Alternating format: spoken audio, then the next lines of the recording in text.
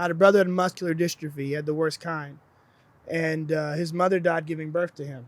We had different moms. And the last time I was with him, it was a summer. I'll never forget it. I was in Kansas, at Fort Worth. My dad ran the prison out there.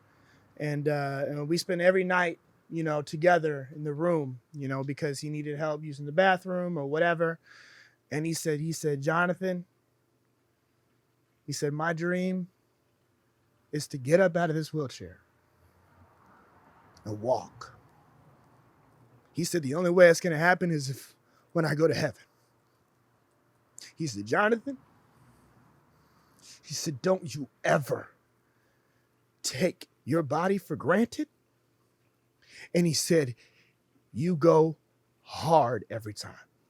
Knock him out the box, Rick. Knock him out, Rick. Knock him out the box. No pressure. Let's just talk, man. Let's do it, man. I'm down. I'm ready. Promise. Booker, bro. So we met at Paoli's years and years ago. Yeah.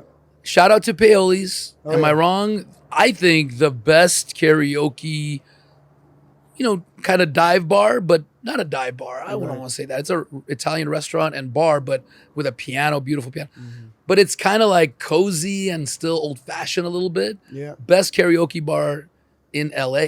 Not just the Valley, in LA. Am I wrong? It's an historical landmark. Yep. I mean, every fucking night karaoke. It's been there for a long time, and it's family to me. The owner Pete and his son Andreas. They gave me a job when I was living on the street. Now, literally, when I first started working at Paoli's, I was living on PCH. I would stay on PCH in the weekends.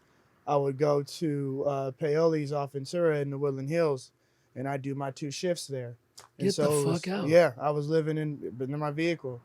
And why? How did that happen? Just dealing with life, dealing with changes in LA, trying to stay in instead of putting my tail between my legs and going back to Southern Illinois or Arizona. I just it was just one of those things where it was some of the best times of my life, to be honest with you, because I found joy in it. Found a shred of joy in all of the struggles and all of some of the issues with it, and it's I chose this life. It was a choice. It wasn't like I was living like this because I was forced to. I made a choice to go after something because I know that I'm blessed with the talent that I need to share, and in order for me to share that, I have to go through the wilderness for a while. In order for me to share that, I have to struggle. How do you know that? How did you know that, man? That's an important realization. Right. It's key. I was raised in the church growing up, and visions and dreams are so important. The Lord spoke to Joseph in his dreams, and I had, growing up, a dream to do show business. Like, it literally was, and that's all I've ever wanted to do is act. No, I didn't want to do anything else. Since what age? Since I was 6 years old, wanted to be an actor. Do you remember when that hit you, or you just, since you can remember? I just could remember just having these dreams and having these images of doing stuff on different TV shows, being on stage. I just saw it early, and even though I didn't exactly get into theater in high school, in the church, my mom constantly had me in stuff. I was constantly having to do announcements and do different things within the programs of church. And so she always had me going to Bible study, Sunday school, and I would have to be up front in front of everybody. And I had struggled reading. I had problems reading growing up, like really bad. Like, we're talking dyslexia, or it was dyslexia, and I also got anxiety from it too, because I felt like, oh my gosh, they're gonna make fun of me, they're gonna laugh at me, and they did growing up, so there was a lot of that, and my mom just pushed me out there, and God how bless important her. was that, man? It's the only reason why we're having this conversation, to be honest with you. Genevia Buchanan knew what she was doing with me. She took the mantle on her own. My dad wasn't exactly an absentee father, but my mom raised me and my grandmother raised me. And these are two hard working people, And so those components really drove me to keep pushing, and want to do this for real, and the journey's been interesting.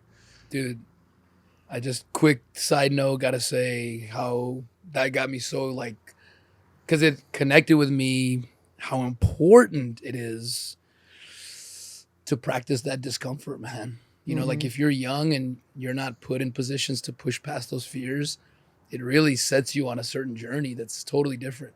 Right. I know from my experience, I always wanted to act and be on the stage and never did the talent show, never did that. My son Cody, when he was in second grade, I basically forced him to try. He wanted to, but then started pulling out and crying when it was time to go up.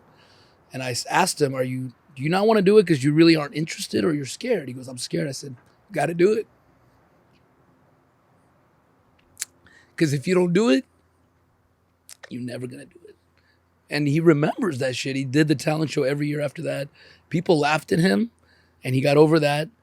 And then he did it every year. It gave him the confidence, not even to be an actor, but to not let fear stop you, which I knew was such an Achilles heel for me.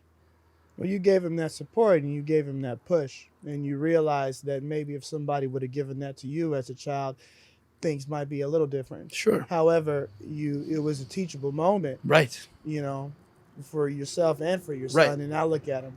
I didn't want him to wait till 40. Once you get used to the discomfort, anything's possible, man. Because then you're working on yourself all the time. All the time, and then also having a good support system, at home is important. Once upon a time, I was as an educator. I worked as a support staff, and also worked in the public school system as a business and marketing teacher. And some of the schools I was in, there was second chance schools. The first two schools I was at, and we had a lot of students that didn't have a huge support system at home. And so the parents being involved and encouraging these kids to go the extra mile and do those things is extremely important, because the teacher's seeing for maybe 8 hours a day, and sometimes these kids only get that one meal. That's all they get, is that one meal that they get at school, and they may not have any food throughout the whole day. So it's imperative as educators to understand that, if the child's acting out, there could be something going on. It's not a support system like what you did for your son. There's not a whole lot of stuff happening. It's important to encourage them. I'm kind of segueing that to say this, that whenever I went up for the choir in junior high, I'll never forget this. I will never forget this. I asked the lady if I can try out because I wanted to sing. Because I always sing at church. And she's like, yeah, sure. And then there's all of these, it's not the right time. And so basically she was rejecting me. And I came to my mom and I was crying. I was like, Mom, why she won't let me sing? I want to sing. I want to be in the choir. And she said, why are you worried about the school system? You have the best choir at the church. You're up all the time. Don't worry about them. She's going to get her blessing. You're going to get yours. You're getting yours now. Rejection and dealing with adversity is consistently part of life. Yes. And it's important for you as a parent and for me as a man to see a young person and give them some kind of encouragement. Some of the things that I say in my Facebook is stay happy, stay positive, stay motivated, and always stay encouraged, because everybody can use encouragement. I don't care how high you are in life. I don't care how low things are. There's always something that you have in your mind. Oh, but there's that, hey, keep doing it. Stay encouraged. Bro. You know what I mean? Those things every day. 100%. I don't want to need it, right? I don't want to need it. Right. I want to be like Gary Vee. I don't care what anyone thinks. That's not the reality for most of us, is it? So right. Encouragement is so powerful, man. I always, even if it's hello, if I see somebody walking and just nodding to them, acknowledging their presence is encouragement. Oh, I was noticed today. Somebody noticed me. Right. It could be as simple as that. I know, man. And it's an epidemic, man, because the game is fucking fucked up right now, man. There's a lot of mental illness. There's a lot of, financial challenges for people, a lot of imbalance of wealth. Mm-hmm. You know what I mean? And Mm-hmm. most kids I know, like if you average out the patterns I've seen in this world, I think 80% are not getting any encouragement at all. Right. They're getting negativity. What the fuck are you doing? You're stupid. You're an idiot. You failed again. You got in trouble again. What's wrong with you? Instead of, hey, what's going on? Hey, like you're disruptive in class. Have you thought about performing? I got a story about that. Yes. So when I was an educator, we had this program, was a mentors program for young people. And so we would talk to them in between periods, sometimes, before lunch. And I had this student who was a straight A student. Like, I mean, this kid was straight A's, like boom, boom. Like everything was an A. And so we get together and I sit down with him and I go over his, over all of his grades and we talk and I said, I gotta tell you, his name's Kevin. Kevin, man, think about, getting you prepared for college. I mean, this is insane. What you're doing is amazing. And with you having the background you have and you having the grades you have, you could get in with a scholarship, academic scholarship. And he said, Mister, all I want to do is just paint cars. And I said, well, there's nothing wrong with painting cars, man. I mean, there's nothing wrong having that trade. But I said, what if you can own a body shop? You own a body shop. You can get a business degree or you can get a degree in finance or whatever. You can own a body shop and you can hire people. And he starts crying. Like he literally starts bawling. And he looks at me and he says, Mister, no one's ever told me that. You know how sad that is? This young man this child is making straight A's. Right? He is clearly going exceeding above and beyond the curriculum. And no one told him, you know what, man, I think you're college bound. Now you can try to poo-poo the degree these days and say, oh, you don't need to go to college, you don't have to go to college, but it's one hell of an experience. I would never trade my college experience for anything. And I've used it. I've used it in working in management in Texas. I've used it in being an educator. I even used it here, in certain sectors. So, I mean, it's imperative for to if you see growth and you see something, or even if there's something you can spark for a young person, to give them that look, man, you know what? Let's just go to the campus, check it out, see how beautiful it is out here. You know what? That's your dorm right over there. Those kind of things, those kind of nuggets, man. They go above and beyond. And he graduated from University of Arizona, top of his class. I've been checking him out. You know what I mean? And it's all him. But just somebody never told him that. No one. He planted a vision in his mind. Everything starts with an idea. Amen. To go back to your dreaming concept, like you had a dream. People like to poo-poo this follow your dream thing. Mm-hmm. That's just, I don't know, people, it's not the right way to look at it. Right. Everything starts with an idea. Even getting a job, you got to go, wow, I just had a vision that I would be an accountant. Right. Got to start with something. You can't just go like that and it happens. No. Starts with a dream, an idea, whatever you want to call it.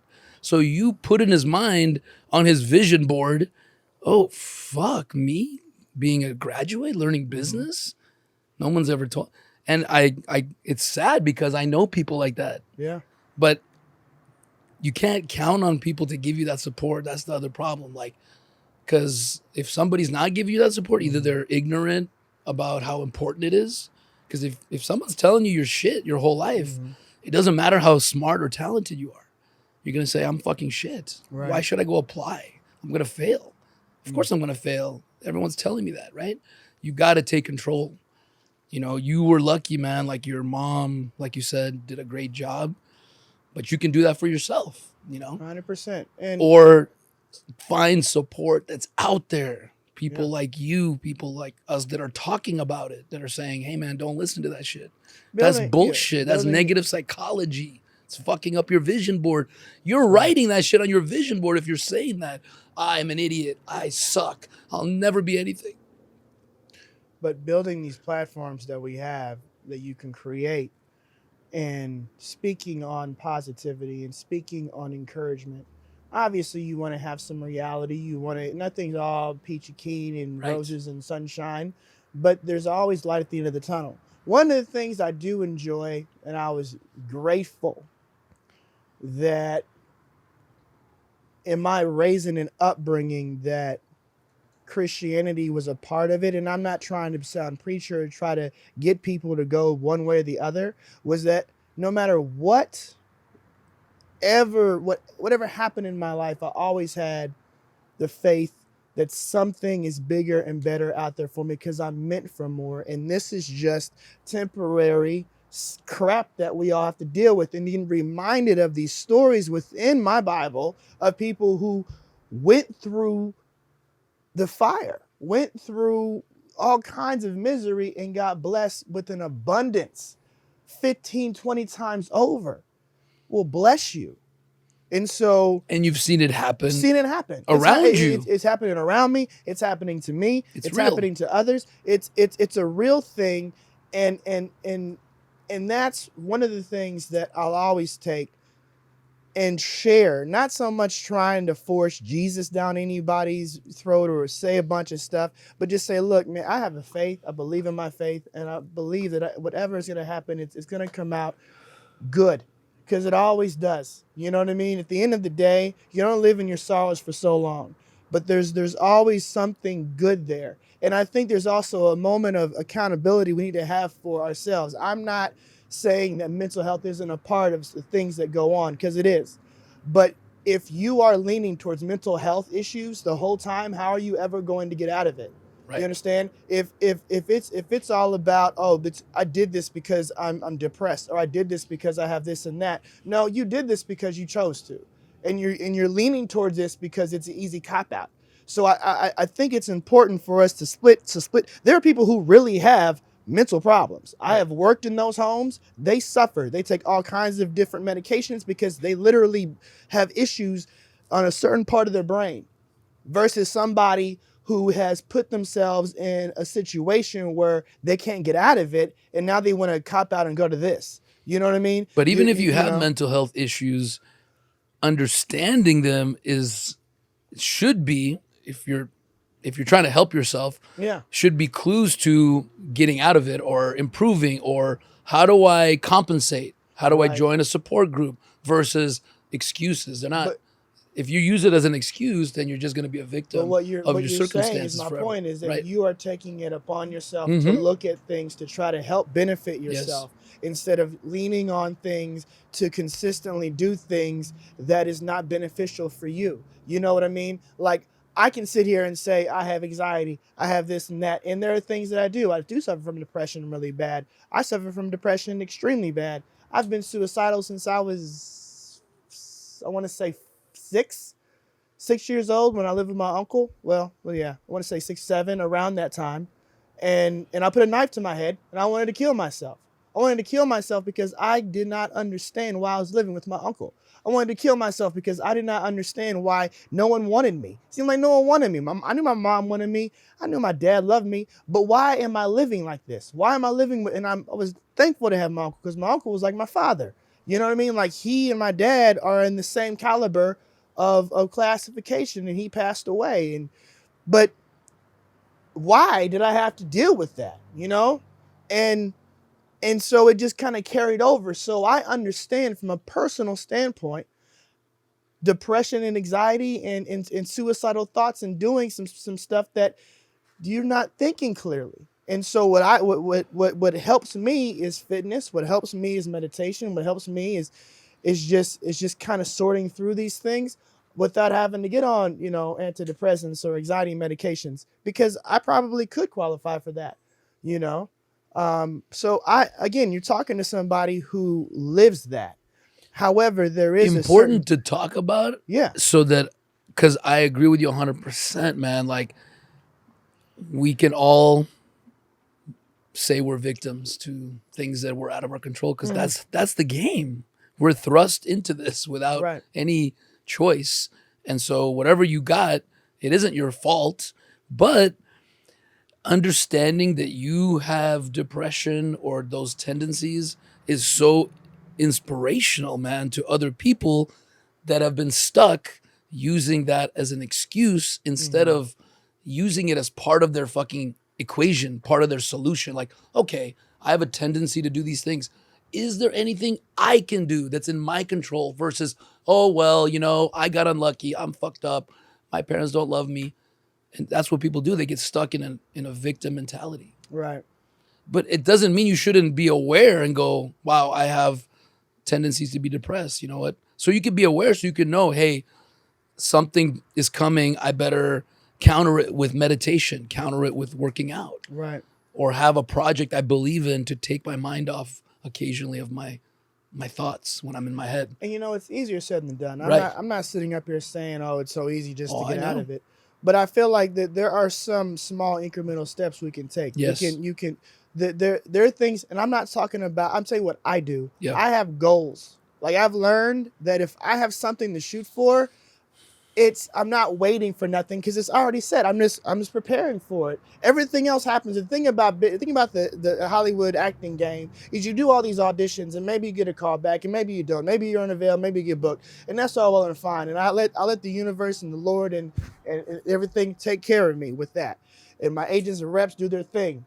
However, I have a bodybuilding competition in February. And I'm going to win that thing. You know what I mean? Like, so I don't know about all this other stuff, but I know I have a bodybuilding competition in February and I'm preparing. That's a guaranteed thing that you get to control that shit. That Smart, baby. Exactly what I'm saying. I can control my health. I can control what I consume. I can't control relationships. I can't control anything else, but I can control that. I have something on that. So those kinds of things help with the depression. It helps with all those things. Having something, even if it's something small, even if you just walking a block. Oh, you walked a block today. That is Right. amazing. Like Right. you didn't do that yesterday or a month, but you walked a block. So those small little wins add up to things that you slowly find yourself in a better situation, in a positive situation, because you're doing things to get yourself out of a And situation. finding your passion, man. So Yeah. important. Because if you don't, you feel lost too. I'm saying. Oh, You're yeah. also following something it's bigger than you, but it's also something you're passionate about. So that gives you something. Most people never figure out who they are or what Right. they love to do. And that is going to contribute to those tendencies. I also have another perspective I'd like to share that is it also possible that the increase in depression and suicide and anxiety isn't so much that we've changed as a species, but that society has gotten so lopsided where people aren't able to be fulfilled in themselves. People are stuck in labeling themselves with these, you know, kind of situations they're in instead of, you know, in the old days, like when we were cave people, right? If you were like an action person, you just go hunting. Right. And you got to get that out of your system, come home with a big ass kill, and ooh, oh, good.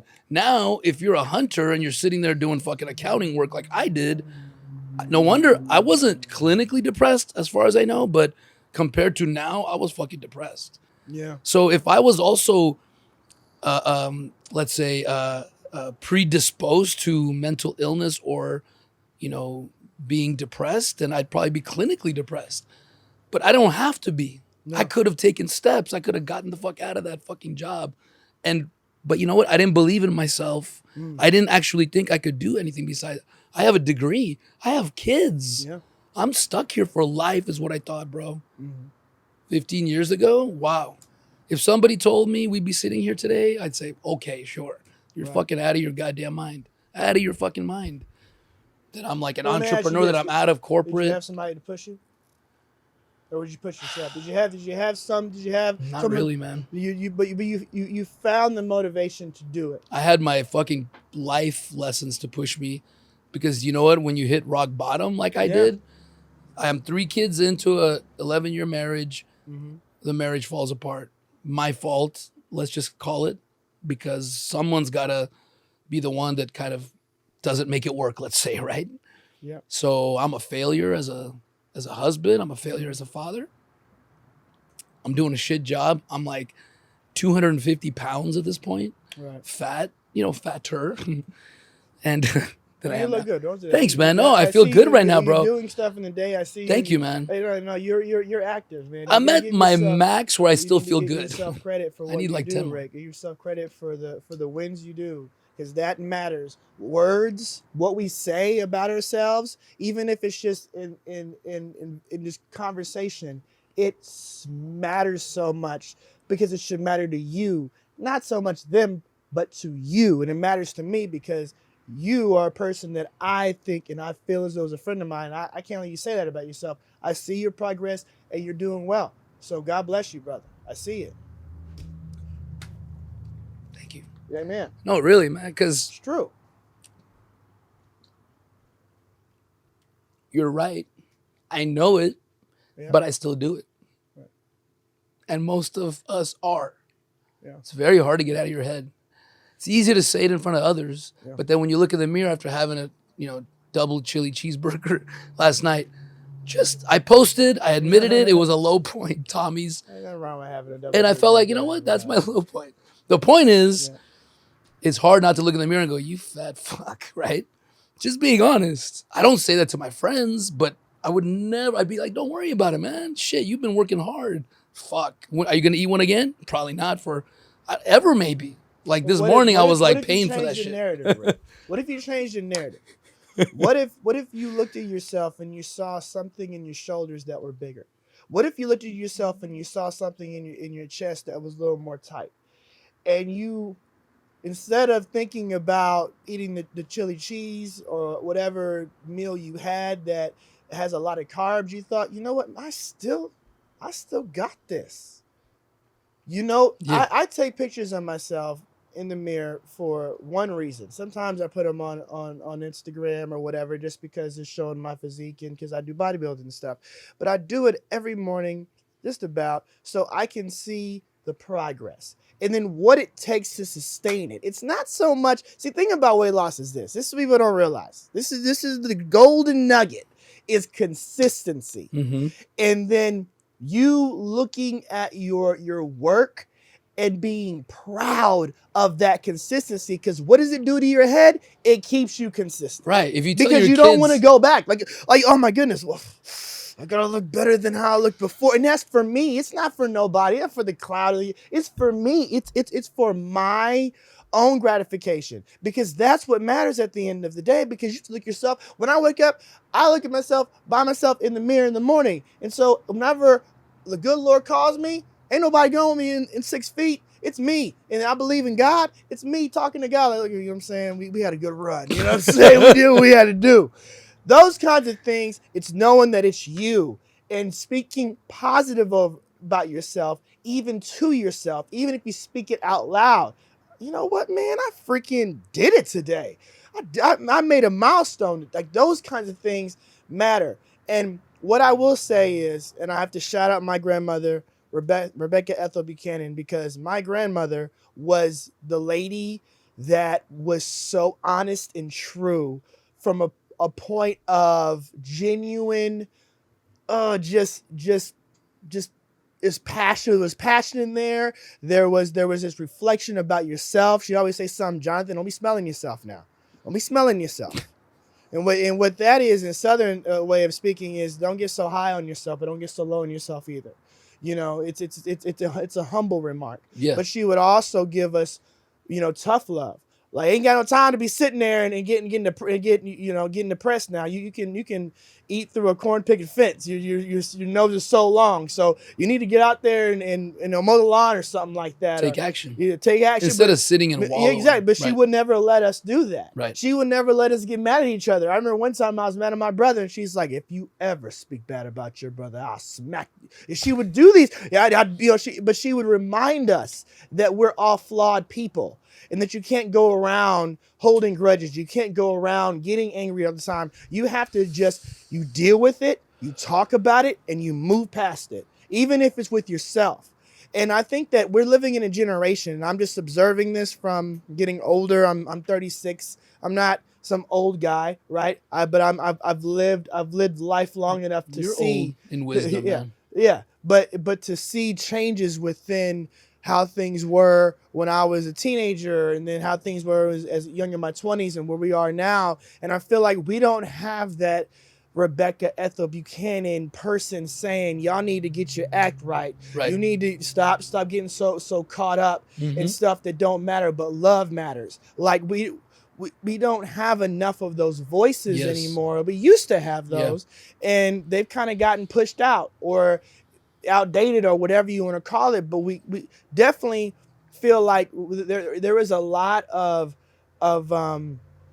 just, you know, being coddling and catering and saying, oh, you're depressed. Oh, I'm so sorry. We have a program for Right. you, and we have a ribbon for you. And, Right. you know, nothing wrong with all that. I'm just saying, but there has to be a voice in there that says, get up off your ass. Let's Right. go. Let's do this. Take action. Take action. I'm with you, And man. so I think those I know kinds you're of things being matter. kind and empathetic toward, we don't have all the answers, and I get No. what you're saying, Right. that, and understanding you have a tendency toward depression or anxiety is important. And yes, some people might need, you know, medication, right? That's all qualifying statements. 100%. But the truth is, I'm with you in that I just know if I'm really trying to help my friend, I'm going to tell them what I tell myself. Take charge, Rick. No one's Right. going to do it for you. Right. Understanding your weaknesses, very important. Yeah. But don't go, oh, I'm this way. Sorry. And saying you can't change is just an excuse not to do the work, man. You know that. 100%. We're changing all the time. All the We time, learn, we evolve. change. So I think the big message, man, so far is we need to encourage each other. It's Yeah. very important. And especially yourself. Mm-hmm. Encourage yourself and each other is very important, you know, but also take action. Mm-hmm. Like, you know, don't just sit there. Action, it's known, scientifically, you know, proven that Mm-hmm. taking action will lift you up. You know what I mean? Especially if it's something like that's intentional. Mm-hmm. And it's usually the thing that's fucking bothering you. Right. You had said something earlier, and I kind of wanted to kind of raise the question with you. You said there are people who are still searching for their passions Yeah. and what they're trying to do.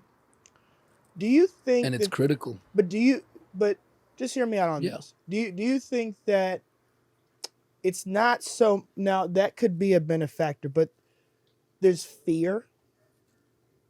You know what I mean? Like lot of fear, fear. like fear of, you know, you have this talent, Mhm. but you're afraid to use the talent. Because you don't think you're you- good enough. Not I have that good fear. enough, or it could just be of what it kind of. I feel like for people, you know, who have talents, there's this added, I want to say not so much, but pressure of owning up and actually putting the work in with the talent. So it's not so much that the talent is important, but the amount of hours you have to put in to really get it in, to really get it going, and then you're in front of people who are saying, "Okay, let me see what you have," Right. and then you shit a brick. Not be. Are we trying to be real here? I've I've thought about this a lot. Yeah. This is the real. Prove me wrong.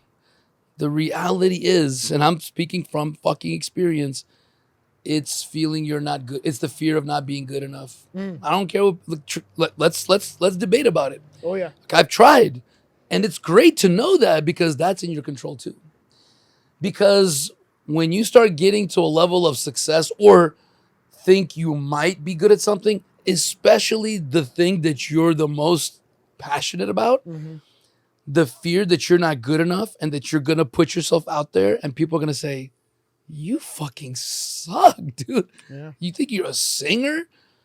They can't handle that. Right. So when I've seen myself sabotage myself so much in my life throughout the evolution of this podcast. Josh can probably confirm this, although it's subtle. I start self-sabotaging. Oh, I don't know which clip. I don't know. I'm getting irritated. Part of it is like, fuck, man, now I got to perform. Yeah. Like if we get past so many followers, that means now they're expecting me to be like Chappelle. Now it's like, fuck, I just did this great special. What if I suck next time? Right. Gary Vee talks about this, man. Like you put out something really good, you get 10,000 likes, and then you go dark. I've done it so much because then I'm like, What if it's not as good? People are gonna say, "What the fuck is this? This is what you follow this up with?" You have a great performance, you go dark. Why? Because now there's this pressure of performing and being found out that you're a fucking imposter, that this singing, acting, athletic, bodybuilding, boxing career was a sham.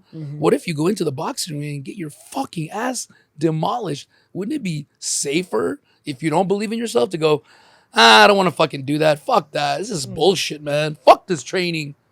Right. Is it really that you don't want it? Right. And people usually, I know I didn't want to be honest with myself. No, I'm just busy. That's why I'm not posting. Bullshit, Rick. You scared. Now I'm pushing through that. That's why you see me posting. Telling you, man. That's good. It's so uncomfortable. I'm so uncomfortable still. I just go, shut up. Don't listen to that guy, man. But listen to the think positivity. those uncomfortable moments can motivate you to do more? Yes, man. If you change the directory of how you see it, because for me, you got to listen to the discomfort instead of going feel good enough. Right. But because I don't feel good enough is why I keep doing it. Right. It's a weird thing. But Balance on top of that, there's also passion. I like doing this. Like who gets to go and try to, work on a make-believe character that somebody wrote and then put that out there on camera or on stage. Like even singing karaoke, which, I have fun doing, and I did a musical audition and I thought it was crap. I just love performing. If you get down to the to the foundation of it all, you love what you do. For whatever reason, in that process, we've put all kinds of expectations on ourselves on this love of what we do. But we forget, doesn't matter. You're doing it. You understand what I'm saying? Yes. Like even if I'm crap, remember the first. At least you're doing something fun. You're in the business. Even if you don't make it as an actor, you're working with actors. You're working with your community, your pirate ship, your people. That's what's gonna get. And then you can make money producing or directing, or you don't even know what your talents might be. The problem is, Booker, I'm telling you, dude, I've been paying attention because I'm such a people obsessed with people, man. Like I like to listen. I'm not nosy, but I like to listen to what they're talking about. Like, what are they talking about? Who is that person, right?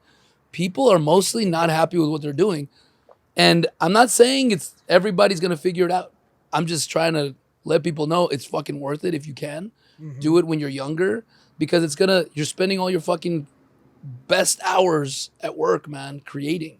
And if you hate it, like I did for 20 plus years, you come home drained of all your best energy, you sit in front of the TV, and I just try to enjoy my kids. I was the only bright spot in my life, man. I had nothing. But look at what you're doing. It fucks you up right now, though. Right. Look at what you're doing right now. You have an anointing. When we say Christians, anointing means this is a blessing, a gift you have of listening, going deep philosophically, and inspiring, not just so much for your words, but your actions too.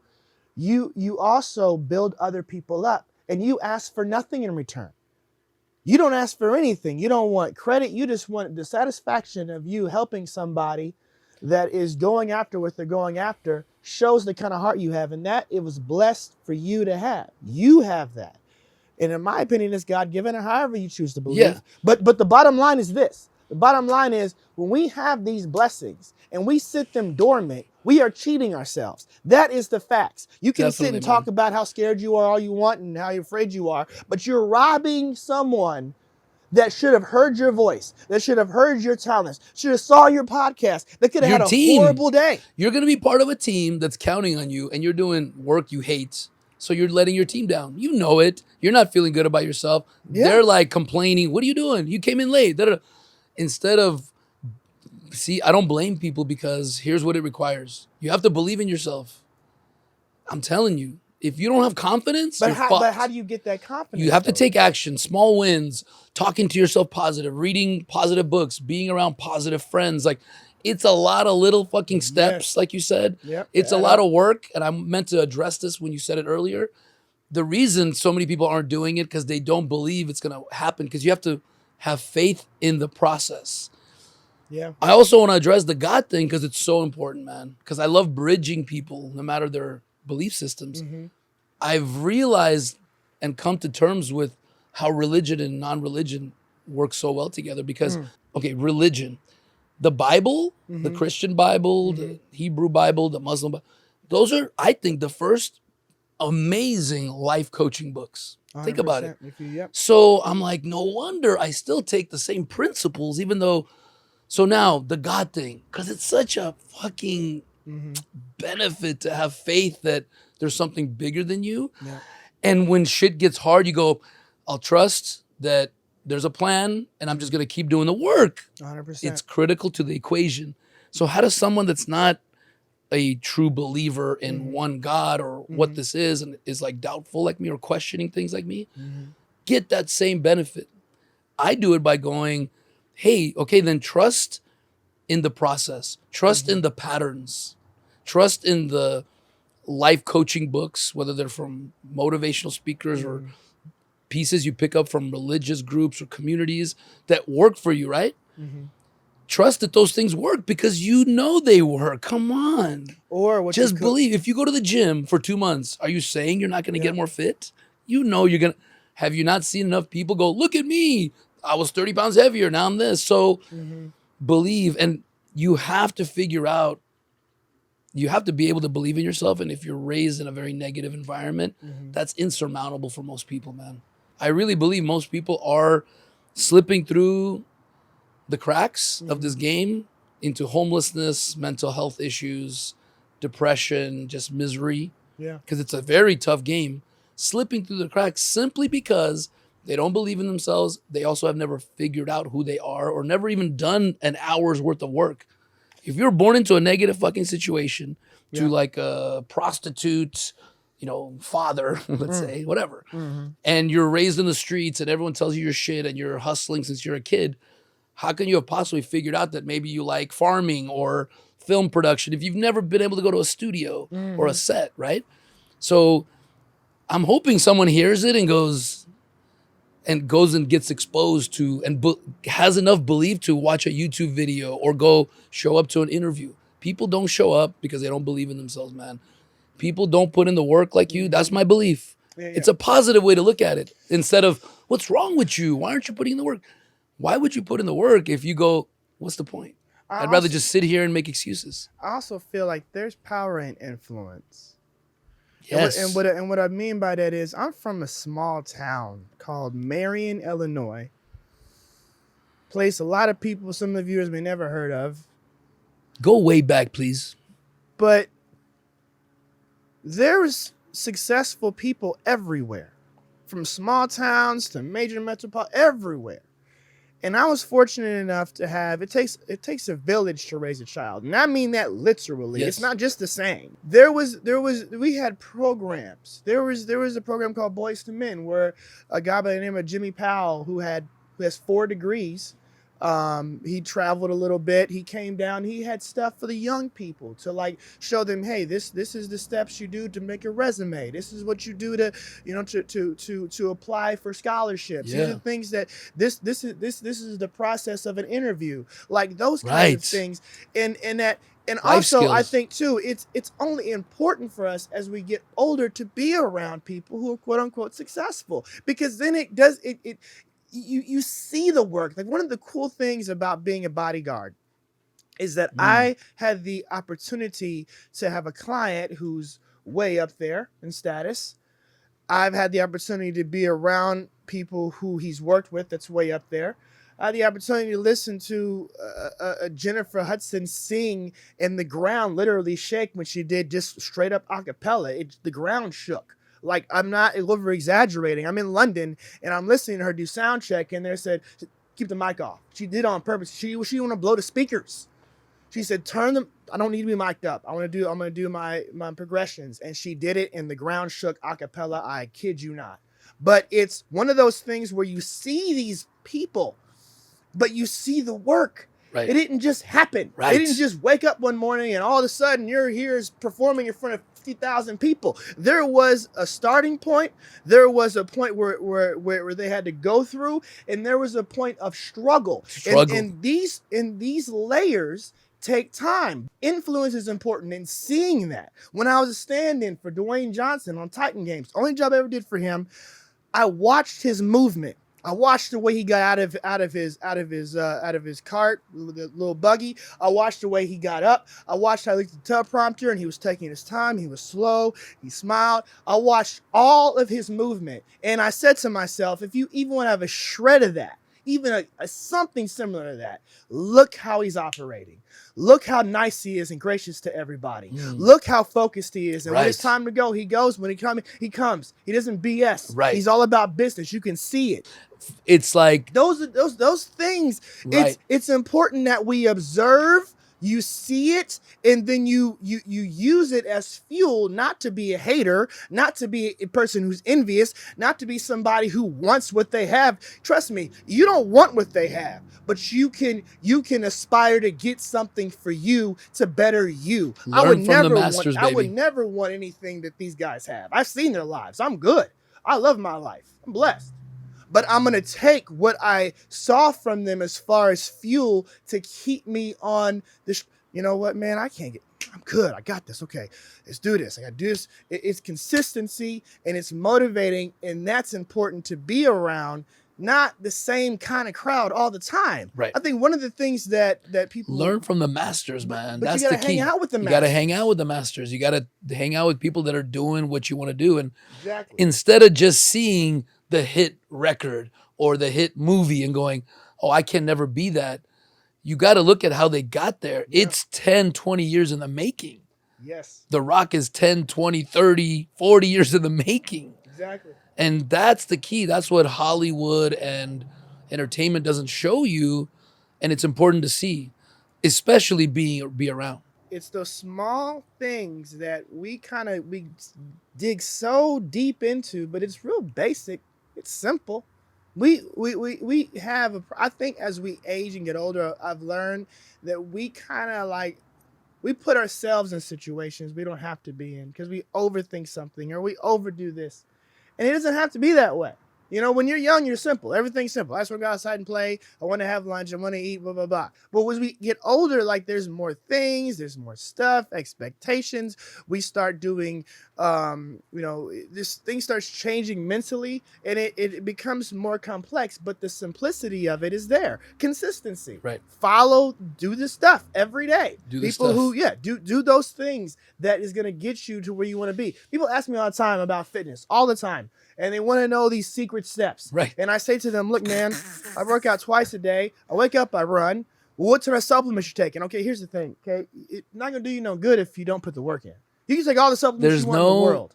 There's no secret anything. No. There's no magic pill. Yeah. There is just And old-fashioned everyone work. has their levels. Everyone has their levels. People have asked me too about like film production. Oh, how did you get into film production? Mm-hmm. And I just go, oh, it's easy. Like, basically take step one. And they're like, what's step one? I go, very simple. What is it? Take step one. They're like, what do you mean? I'm like, whatever the fuck it is. Call somebody. Try to get on set as an extra or a free PA intern. You might get addicted on day one and find your passion. That's worth millions of dollars. Are you kidding me? Like, I've seen it happen. Yeah. And I took my kids and they weren't. So I'm like, okay, check that off the box. Go do something else. Right. But if you don't even put yourself out there or think it's possible or expose yourself, it's never going to happen. Right. You just got to do it. I feel like whenever your measure is the dollar is where we fail. It's a trap. Because the dollars will come with the amount of consistency and passion that you put in. And if you're doing what you love, bigger returns on the back end. Always. And you got to be willing not to have, you have to think, I'm not really going to make money out of this. That's not even a motivator. Money isn't even a motivator. Like, it's just your passion for it. It should be a motivator. Who's making the most money? I mean, like, it doesn't matter if they're the top of the list. Mm-hmm. Like, let's take The Rock. He's making a lot of fucking money. Yeah. But look past the money. He's doing what he loves. Yeah, exactly. So Bill Gates, that motherfucker making a lot of money. Did he go, I need to make a lot of money? No, he's like, I love fucking computers. Exactly. I'm going to fucking go innovate. I'm going to do it my way. I'm going to fucking, Steve and I'm going to make some money. Jobs, Steve Jobs. those guys. They're all doing their passion. Warren Buffett. He's not about the money at all. It just happens that he really knows how to play that game really well. Yeah. And it happens to make him a lot of fucking money. It happened. And what does he do? He sits there studying deals. Everyone has their seasons. Yeah, man. And your season's different than someone else's season. We all have our seasons, and that's something I don't think always understand is like your height of success and my height of success would be a different time of success. But at the end of the day, it's still gonna get there, you know. And it's also being patient and staying what you love, and then it'll happen. But you know what I mean. But if you can be consistent, you have to believe, man. Seriously, believe I doubt often, and that's where like having the religion is helpful if that helps you. That's why I don't tell people, hey, don't believe in that. You should do what works for you. I think. Right? Mm-hmm. That's my opinion. What works best for me? What works best is thinking that way, but having faith, knowing to have faith in yourself, even when I don't, I still do. Even when I don't, I still do. I really do that. That's a good shirt. But seriously, like do something. Even when you don't, do. Yep. Because as long as you're taking action, I just know that even when I get down and I'm feeling like not as confident, I still do, you know? That's the key, man. So,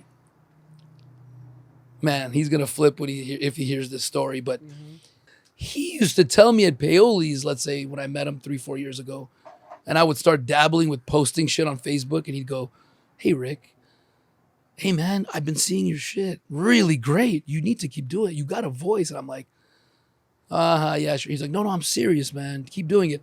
And when my cousin hears you, he goes, bro, Rick posted, check it out. So he's telling me this, and this is how fucked up we can be in our heads. Yeah. I really thought he was fucking with me. I really thought like, dude, he's totally fucking with me. Like, he's this like super smooth dude, and they're like kind of in the back going, Rick's posting his video again. Ha ha ha. He thinks he's like a motivational speaker or whatever.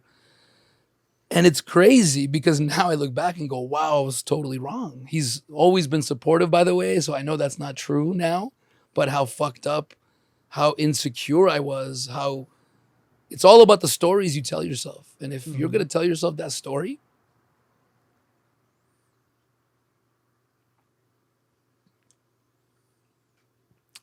even when motherfuckers drinking with you are telling you, dude, you got something. Like now I believe you, but it's so sad that people don't believe, man. You know how many times people haven't shown up to opportunities I presented? And I used to feel bad. I used to take it like, they didn't even fucking show up. Hey, you can help us with this. Hey, well, I'm going to give you a job. Why? Now I know. They didn't believe in themselves, man. As I got older, I realized, wow, they're really fucked up in the head like I was. They think Rick doesn't know that I'm a piece of shit. Rick thinks I'm going to be good at this and I'm going to disappoint him because I'm going to fail like I do everything else. That's the real inner talk happening to most of the people out there, man. And I was living that. It's crazy. You know that Jason couldn't have meant that. But you ever heard I the term thought that. Game, recognize game? But what I mean, yes, what I mean now I know. Yeah. So like, oh, I know. The cool thing about people who are groundbreakers, who are originators, who work on their stuff is to see things before it gets big. That's what makes them what they are, right? Like, you know, Jeff Bezos saw Amazon before anybody else did. He even put it in his garage, Amazon, and his wife posted a picture of it, or his ex-wife had a picture of it or whatever, and he's sitting there by himself back in 95 with a freaking cheap suit on, you know, doing some stuff. You know, selling books, right? And now he is one of the richest man in the world. Bro. It's game recognized game. You see what I'm saying? Jason saw something in you and said, you know what? He may not know this, but I see this cat doing some major things motivationally, podcasting, and I'm just going to tell him, game recognize. That's why it's important to be around successful people, because game will they will see you. God bless my agent, Carrie Park, for Park Artist Group. I was not in the union. I was not in nothing. And I did an open audition for her, and she didn't see me how I was. She saw me 5 years down the line. You understand? She didn't sign the actor that she signed because, oh, she saw something within that process and said, you know what? Take a risk on this cat. How many years ago? That was almost 5 years ago now. Okay. You know what I mean? Like, I've been with her, you know, but it took her to see something in me at that when I came from Arizona, you know, like doing a commercial audition type thing for her to say, not in the union, he doesn't have a lot of credits, I'm still gonna sign him. And she saw something. I think it's important for people to be around folks who see something, because they're not just your drinking buddy. They're not just sitting here just shooting the breeze. These people want you to thrive because good people want good for good people. Right. You know, I want everybody to eat. I want you to, you know, have an abundance of blessings for generational wealth for your kids. I mean that. Right? I want you, obviously, same thing with me. Like, you know, I want him to have, those are things that we want. And when you have people who are visionaries who recognize that, it gives you that nugget, that motivation, and you're doing your thing. And I'm happy to see it. Yeah, man. And it helped me because it's like I believed it, but I had those thoughts. But it still starts with you believing in yourself, man. Because, you know what I mean? If you don't believe in yourself, then it doesn't matter what other people are saying. Even people that want the best for you, that have only good intentions, that are the biggest supporter. One of my OG supporters, by the way, again, shout out to Jason. I want to ask you, like, to tell your story, like going all the way back, like your childhood, the struggles you went through. Can you like give us a 100%. glimpse? I was raised by my grandmother and my mom growing up. My mom and dad split when I was 3, and then you know, we went on the journey of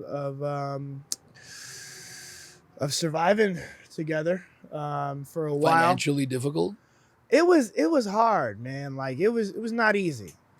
What do you what do you remember? I remember church a lot. My mother was big in church, and so I was always in church service or church programs. I think my mom did that to have the elders in the church. We call them the elders, the people in the church, the deacons, the pastors, the co-pastors. They were like the male figures in my life, along with my uncle. My dad was there. I don't want to discredit my father. It was just that, you know, he had a different family, a different life, you know, and my mom took me and was like, Jonathan's mine, and we're going to go pound this together. Right. And honestly, looking back at it, I wouldn't have had it any other way.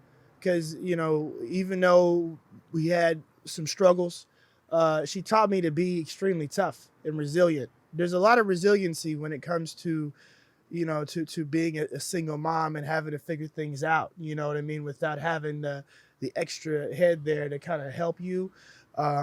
And being a kid, you know, seeing that, I have the utmost respect for my mother. And then we moved to Illinois with my grandmother, because my grandfather was dying. And so we moved to Illinois. I stayed with my Uncle Bob. My Uncle Bob was like the mecca of men in my life. And he definitely had a huge impact on me growing up, because it was that accountable factor. Like, he would always tell me, like, Jonathan, you need to hold. Don't give me excuses. Don't give me all that. Tell me what's going on. Then you there's always a solution to everything. He's like, there's never everything you go through is a solution to it. When I was struggling in reading, he would sit down with me like, well, you're gonna sit here until you get it right. And education was a huge factor. You know, on both sides, you know, my dad's side, I have aunts who have, you know, 4 or 5 different degrees and professors and real estate agents and have their own real estate company. And my father, I'm gonna speak a little bit about my dad, because I love my dad. You know, I take my name. My name's Jonathan Wesley Booker. You know, and I got that from his father's father. The Wesley Booker is to me is a family thing. Like, and I really take that to heart. You know, my father was in the prison systems as a prison warden for, I want to say, 50 years altogether. He served in the federal penitentiary and in the state, and then he did some stuff out in the Virgin Islands and helped get their prisons going. And, you know, knowing that, seeing him, you know, from the times that I did, because I would visit him and he would come pick me up. My dad was like a superhero, you know? Like my father was like, he was like he was like the man in a way for me, because I would be with my mom and we'd be, we'd have, we wouldn't have a lot. And my dad would come in and then we'd go out and have ice cream or whatever. And it was a huge thing, especially for a black man to see, this black man as big and as strong and he's responsible with his job. There's a So he lot. was successful. My father definitely was a successful guy. And, That's still important, even it's though very he important. wasn't maybe in your life the way you would have liked at the time. Right. And He what still I'm served a purpose and 100%. taught you a lot. What I'm trying to say is that a man's presence in his son's life is extremely important. And I can sit here and sing the blues about how I didn't see him, but I saw him more than some of the kids I grew up with who didn't have a father at all. You understand? Like, And literally, it helped me tremendously. But I was just thankful. I counted my blessings when I got them. Was it what it should have been? Probably no. Could have things been better? Yes. But it was what it was, and I was thankful to have that. Should is a wishful and made 100%. up thing. I'm just saying, right? in Yeah, general, exactly. Yeah. But I love that it's the whole gratitude thing, by the Yeah. way, that I'm also realizing for my game is so important. When you're religious, people tend to have gratitude because it's built into prayer. Like, thank you, God, for, the food we're eating, blah, blah. It's a grateful mindset. I'm realizing, and even the motivational speakers are all talking about it, even when they're not religious, gratitude. If you're not grateful, you're fucked. Right. Because then you're negative. You're like, I got a ticket. Like, be grateful you got a car. Exactly. Be grateful you got money to pay that ticket.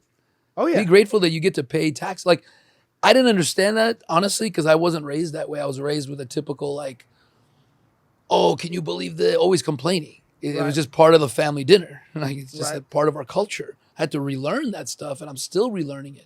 The point I was trying to make, even talking about my old man, was that I come from, on both sides of my family, hardworking Christian, straight-laced people.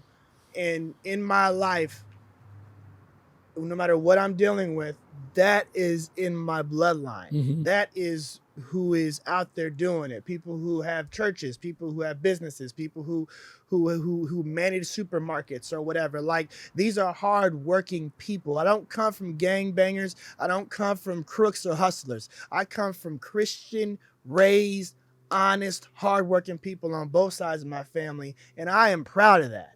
You know what I mean? Like, to the core. At the end of the day, when I think about decisions I make or who I'm around or whatever, I think, okay, what is it about is there something that we can be on that playing field in? And if there's not, then I really can't really associate with you for real, because these are people who raised me, and that matters, so I think that it's important, if you are blessed with that, to definitely think about that. And I never wanted to shame it. I didn't want to have to deal with court judges and none of that stuff, or do something stupid. And then, that gets drug out in the mud, because that matters. So decisions I make, people I'm around, it all matters. That mindset also helped you stay consistent.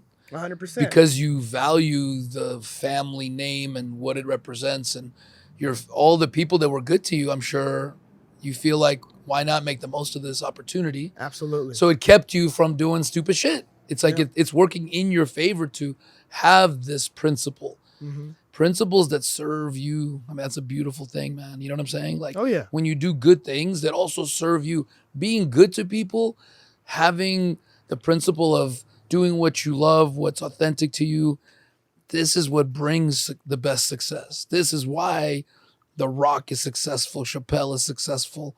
You know what I mean? They're putting out some kind of energy that's bringing the right team together. Right. You know what I mean? And so I do want to add this. There's a person that I need to give some credit to, and he's no longer here. He passed away when I was 12. It's my brother Joey. I had a brother with muscular dystrophy. He had the worst kind, and his mother died giving birth to him.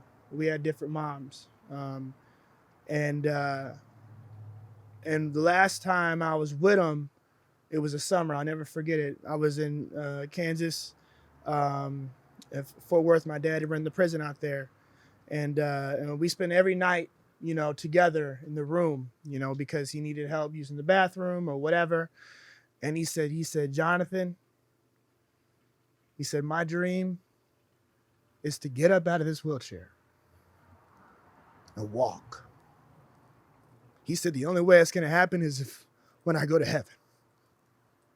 He said, Jonathan, he said, don't you ever take your body for granted.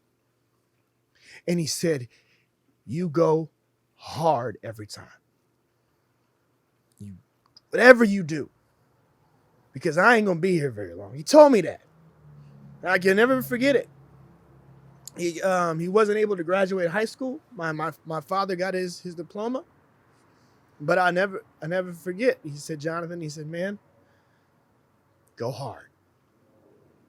Whatever it is. And don't quit. Don't give up. Because I'd give anything to have what you have. And that's another motivator for me. I have him tattooed on my back. His name's Joey Wesley Booker. Wow. You know what I mean? It's my father's. How old was he when he passed? He was 18. He actually wasn't supposed to live that long because he had the worst kind. Yeah. And they thought he wasn't going to live past 12, but he stuck around and hung in there. So, you can get motivation from all kinds of people. And what a big part he's serving in your life too. Yeah. You know what I mean? Like, don't underestimate, what you can bring to this world, man. Yeah. Like, he might be one of the keys to you getting to the level you're going to get to, right? That extra motivator when things get really hard. Oh, yeah. You know what I mean? Because you train hard, man, from what I see. So that's part of it is you're able to take yourself to a level a lot of people probably can't take themselves to, And you've got all these, I understand now where it's coming from too, because without knowing your story, you could just say, oh, he just likes working out, which it happens to also be something you like to do. But right. I've definitely seen you in the last couple of years being on some different grind, right? Oh, yeah. Something like triggered it. What triggered that change?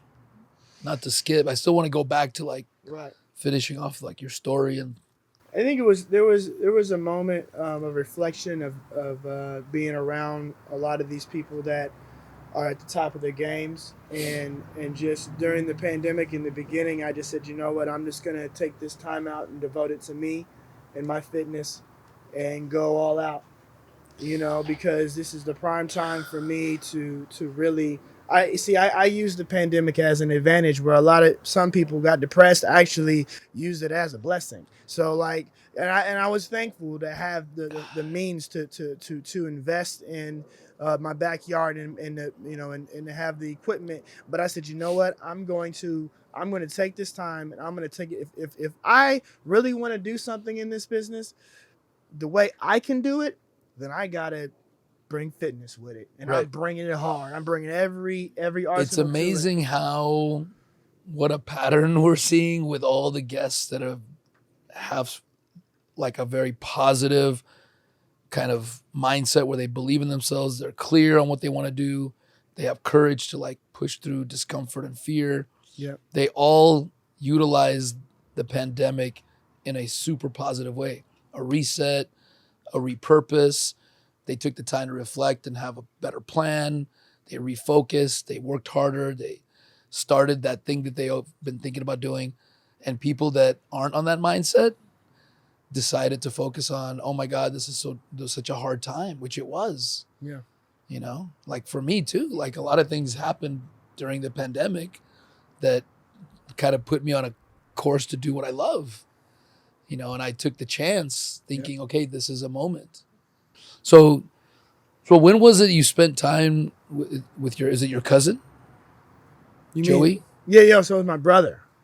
Yeah, it's a brother, different mom. Well, yeah, we have different moms. But your dad's the son. Same, yeah. Got it. And he was, how old were you when you were that week with him? That time I was I want to say I was 10 years old. Okay. About 10, 11 years old. I went out there and visited him, and it was just one of those summers you just don't forget.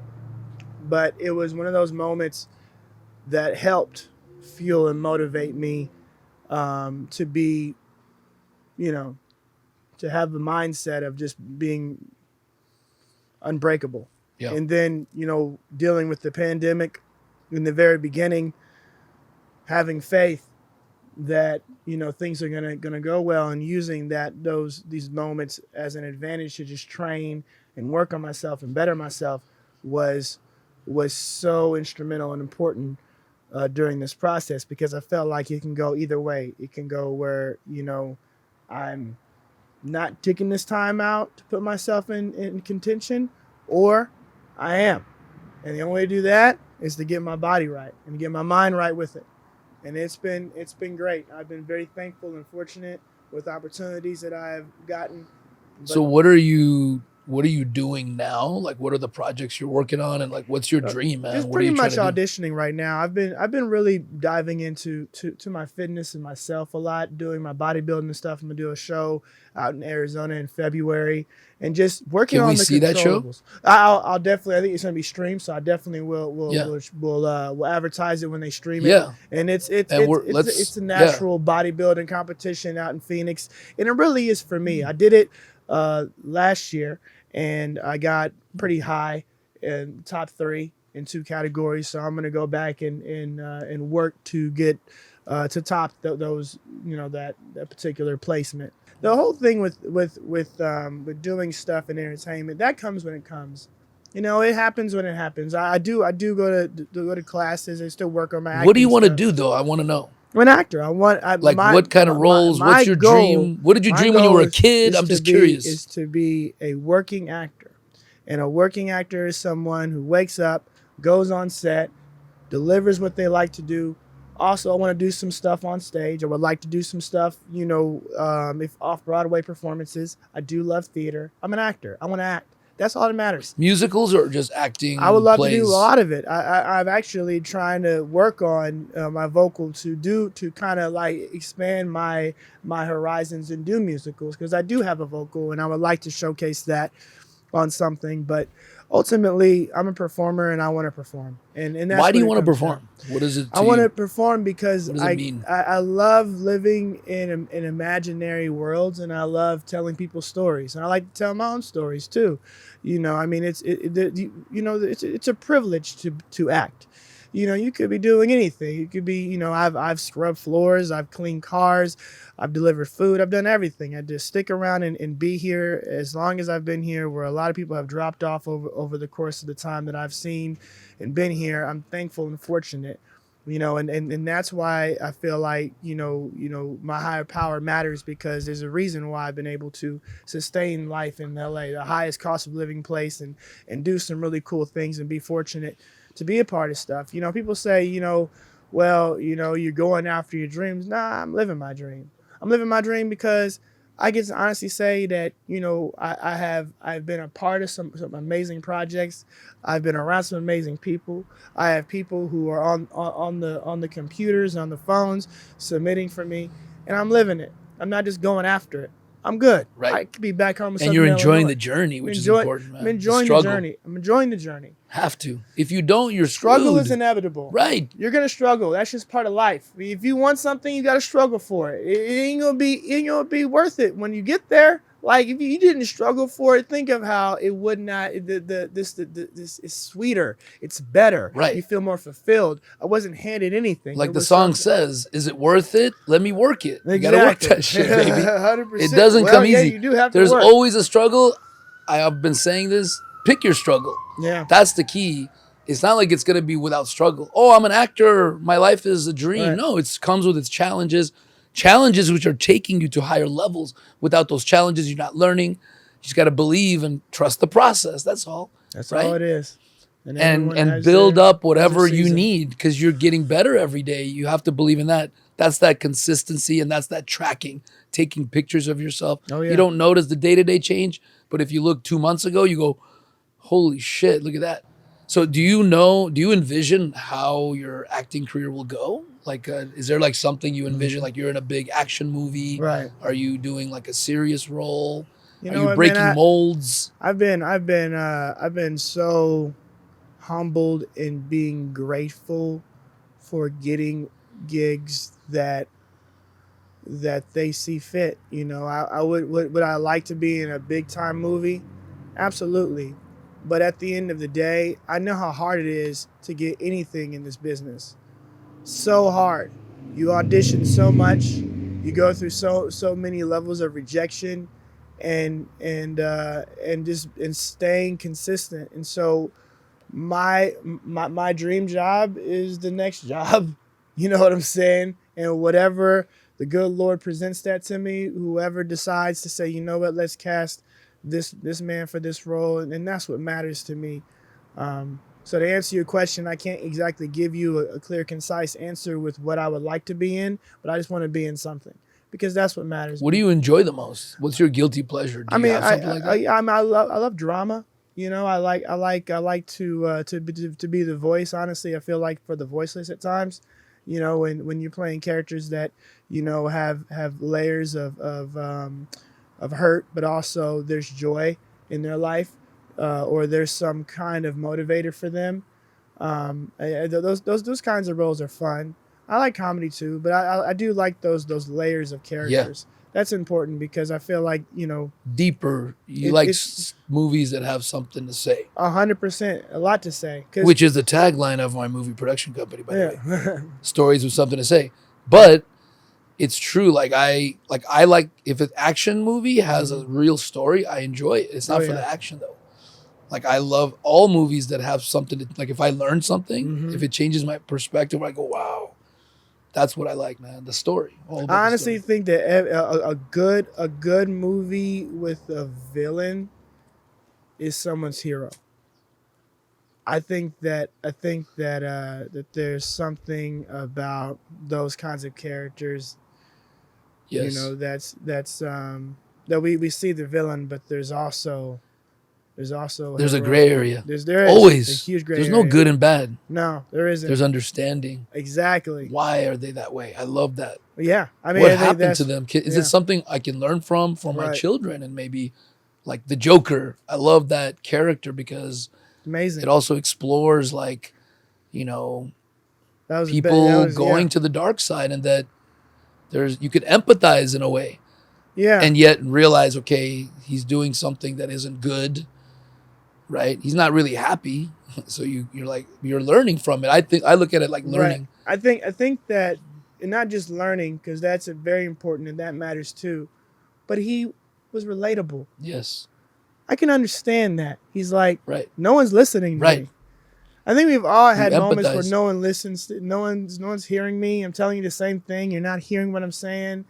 You know, like when he was talking to De Niro's character, like if I were on the street, you'd walk right past me. You wouldn't give a shit about me at all. Right. Like that I can understand that. Yes. I've been there. Yeah. I've been in situations where, you know, being a bodyguard and people would just don't even acknowledge you, not even say hello. You're just invisible. In the shadows. Or when you're homeless, you're definitely invisible. Or if you're sweeping floors or whatever, or you know, there are people who just don't really care, you know. And I feel like you live long enough, you go through enough, you can kind of empathize with that. You can understand that, you know, and that's what I liked about what they did with that whole, you know, Joker. And there's a message behind that too, that it is important to recognize people. It's good for you to not let people be in the shadows, to say, hey, I see you. Like, I'm just, not to toot my own horn, but it's just something my parents taught me. That we were from the come up, immigrants with nothing. So I never saw my dad treat people. In fact, he was probably a little bit prejudiced against rich people because he felt like it wasn't fair, whatever. Right. So I would always, or at whatever corporate job I had, I'd always be friends with the cleaning crew and the front desk. And it's funny how very rare that was. Yeah. And so easy for people. And I don't judge people because it's something they should be aware of and understand about themselves. Why? And you're missing out on someone else liking you and going, how are you today? It didn't take much. No matter, and I realize you get something too. Why do you think they don't have anything to offer you? Because they can't make a business deal with you? Right. That's how people think. Oh, don't, you know, I have been with people that were my like partners, you know, like a girlfriend, let's call it, Mm-hmm. that would be like, hey, we're at a party. Why are you talking to these people? What are they going to do for you? We should be talking over there with the CEO. And I'm like, what? Like, that's how you judge the conversation? You're limiting yourself. Yeah. You're not going to learn from everyone. You're going to have a limited viewpoint trying to like be capitalistic, which I'm not against that. I understand. But is that person really living a fulfilled life thinking that way? Right. Constantly When you chasing limit that deal? your involvement with Yeah. people. You could have had a walk best away. friend that would be there for you.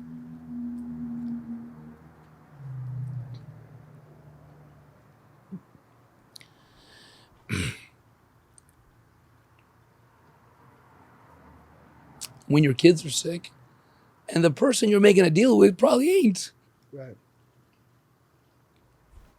They don't need you back when the chips are down. Mm-hmm. It's very limiting.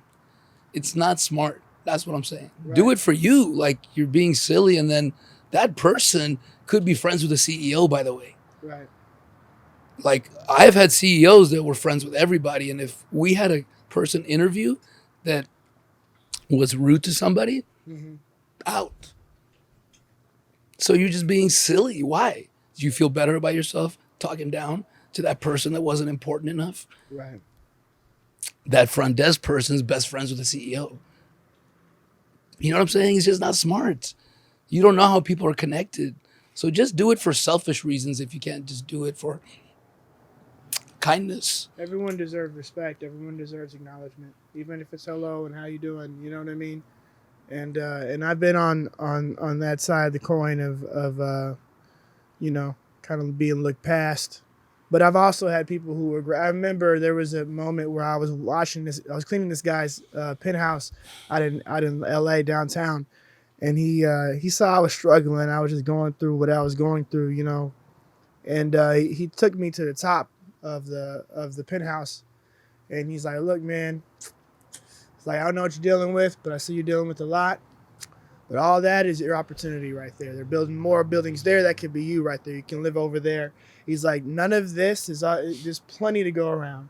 And he's like, "So when you're scrubbing floors, when you're going to these places, when you go into these houses, think about this is not the person's house that you're cleaning. It's yours. You're just getting mentally ready for it."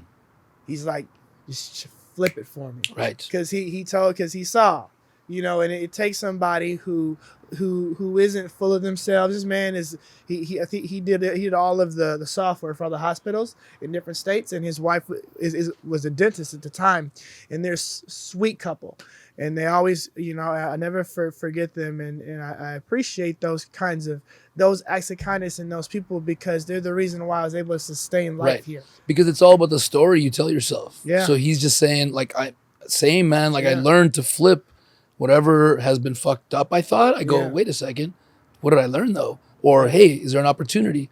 And I flip. I don't stay in the, you know, I cry because I'm empathetic, honestly, for other people that might be going through it. And I, 100%.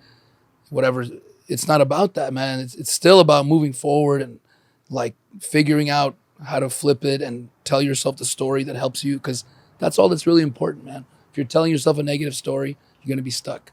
Got to get out of that, you know. But I think it's also important whenever you are blessed, that you don't just use it for yourself and be like that, but you use it to put seeds in others, help others, Right. have responsibility, give others encouragement, Absolutely. and do what the gentleman did for me.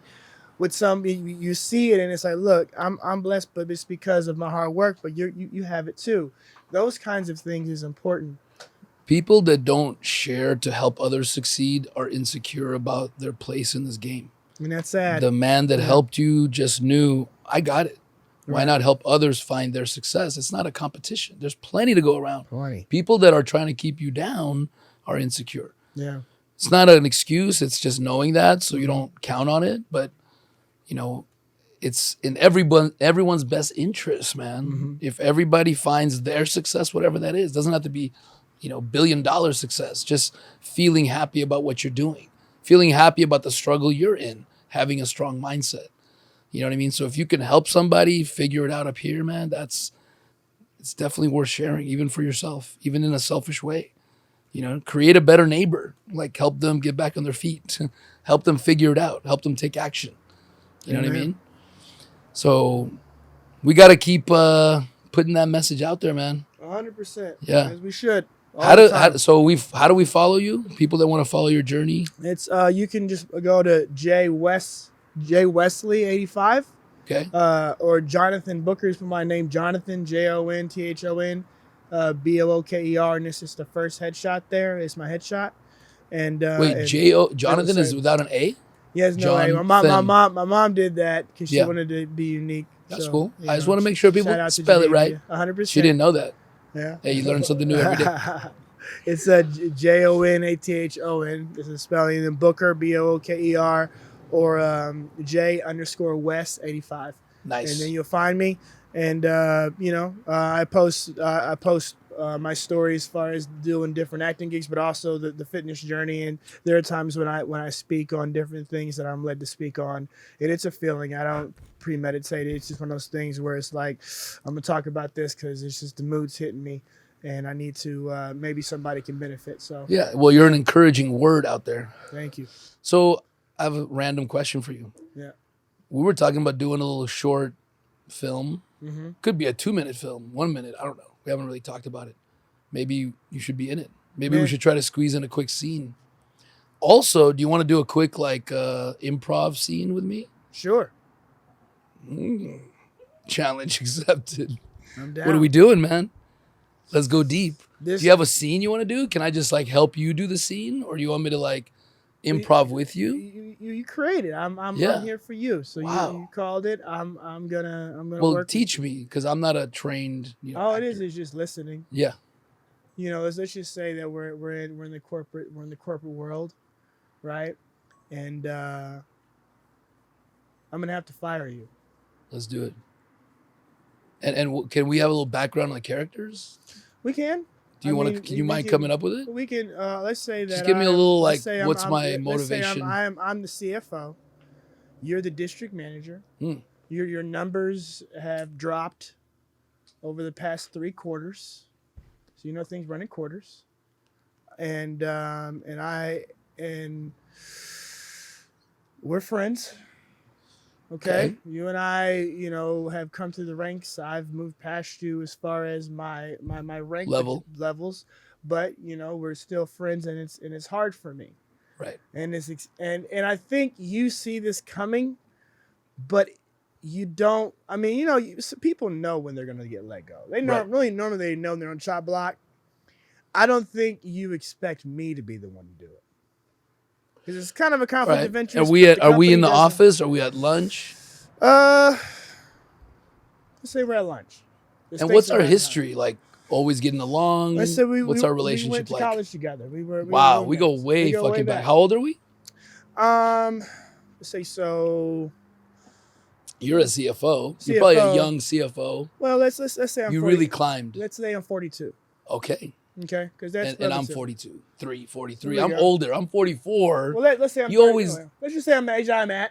Okay. We had to go to college together, so I would have to be in my. So I'm 40, you're 42. Yeah. You can still be. You climbed you finished college sooner. You just 2 years ahead of me in life. Times. Gotcha. Okay, so where are we? We're at lunch. Yeah, we're at lunch. We're having some lunch. And what's your name? Same. Booker. Rick. And I'm Rick. Yeah. District manager. So what's up, man?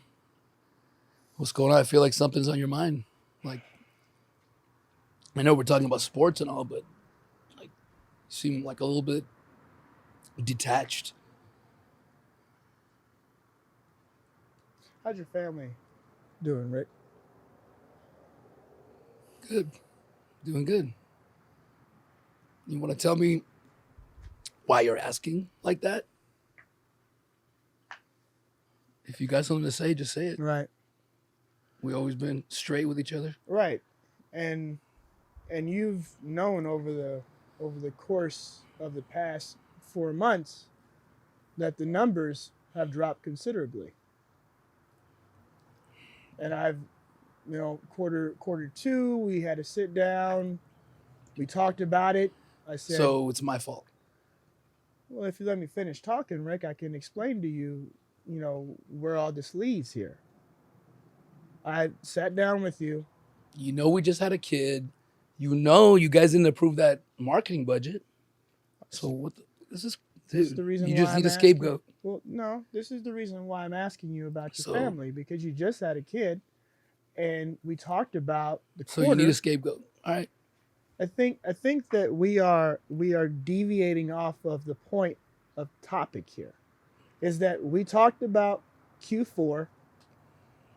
We talked about the numbers slipping. I asked you about your family because I want to know where your motivation lies. Man, I don't need your corporate bullshit talk, man. Bullshit talk? Just talk real. What is this? What am I, your fucking, minion or what? We've been friends for 14 years, Rick. I just asked you about your fucking kid. We were friends, yeah, for 14 We've years. been friends for 14 years, Rick. I asked you about your kid So because what did you I want to ask? know. So what did you I want to ask? know where your motivation lies. This is very specific. I'm doing my concise best. Question. So am I fired?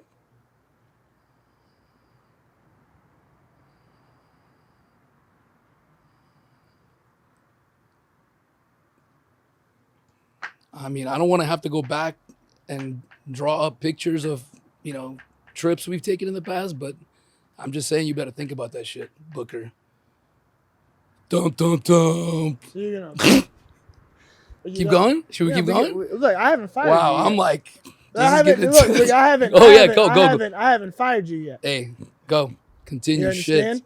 I'm afraid when this is about to go, man. There hasn't been a ball dropped at all at this point. But you're gonna try to blackmail me, knowing that With what? talking Blackmail you with what? you're talking about I didn't say pictures anything and about photos and blackmailing stuff that you. I don't know what you're talking about, blackmail. Right. So I'm just saying.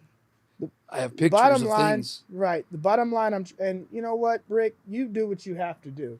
But when You it comes down to it, Do what you got to do, talked Booker. you about Q4, and you didn't have clear, concise numbers, and it's been 3 months. I'm working on that deal. I told you. You're not giving me the budget I need. You expect me to close deals. You've been working on the Baker and deal now for you're the past making- five freaking weeks, man. It takes time. It's a fucking huge deal, man. And what about my Give me the budget I need so I can close the deal. I need to fly out to New York. I told you that shit. give you the budget? You want? Yes.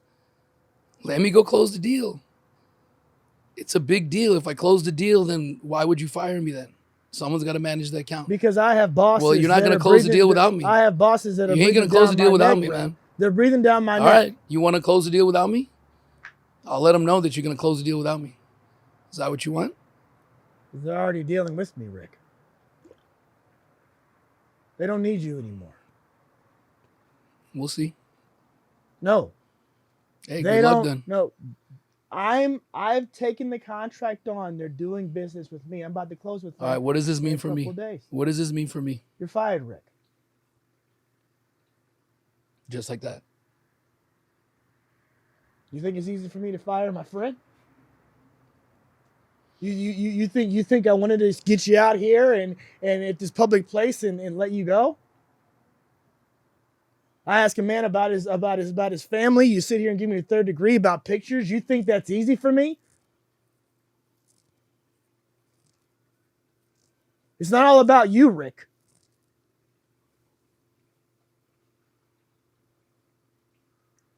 I gotta close a deal that you've worked your behind off for. But when I asked you about the information about Q4, you couldn't give me a concise answer for it. And now corporate's down my back, and I gotta let my best friend go.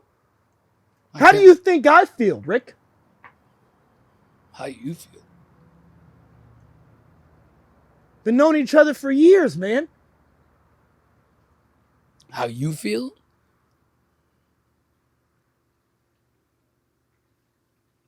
All of these years, and this is what it comes down to. So just because you got the upper hand, you couldn't go to bat for me. Or maybe you couldn't go to bat for yourself, Rick. If that's what makes you sleep at night. Right? Excuses, Rick. Always has a fucking excuse. Can't see the other side of it. Can't see the bigger Motivational picture. Booker. Always got the fucking positive spin. on everybody else's tragedy.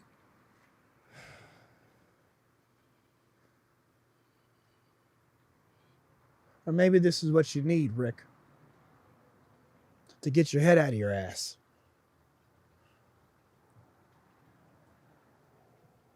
I knew you'd say that. Which is why I brought the wrench to remove my head, if you would be so kind. Oh shit, that was fucking intense, dude, right? Did you feel it? What the fuck? I'm not sure what that was like. Cool, man. That was fun. What's your best advice for people out there? You don't have to.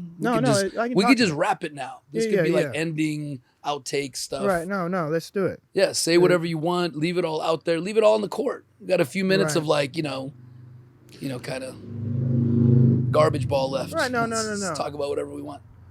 I think the best advice as far as,